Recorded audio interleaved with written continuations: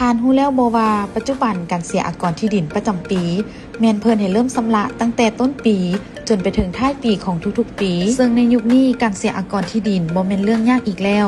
สะดวกว่องไวทันสมัยเพื่อประกอบส่วนในการสร้างสรรค์และพัฒนาประเทศชาตินั่นเองโดยท่านสามารถชำระอากรที่ดินได้3รูปแบบดังนี้รูปแบบที่1ถ้าข้อมูลตนดินของทานได้เข้าในระบบ Tracklist แล้วแม่นให้ชำระด้วยแอปพลิเคชันของธนาคารที่ทานนำใช้โดยกดเข้าไปที่ Filling แล้วเข้ารายการ Land Tag แล้วให้พิมพ์เลขที่ตอนดินและแผนที่ตาดินใส่หลังจากนั้นระบบจะแจ้งมูลค่าอากรที่ดินที่เราต้องได้ชำระแล้วกดชำระได้เลยรูปแบบที่2ให้นำใบตาดินฉบับแท้หรือฉบับก๊อปปี้เข้าไปห้องการช่วยสหกรณ์ที่อยู่ใกล้บ้านทานเพื่อให้เจ้าหน้าที่ป้อนข้อมูลตอนดินเข้าระบบใหม่แล้วนำใบแจ้งมอบอากรที่ดินไปยื่นที่ป้องบริการของคลังเงินแห่งชาติเพื่อชำระรูปแบบที่3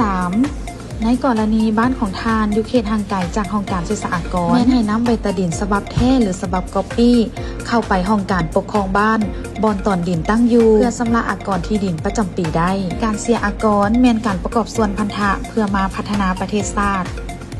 สอบถามข้อมูลเพิ่มเติมสายด่วนช่วยสหกรณ์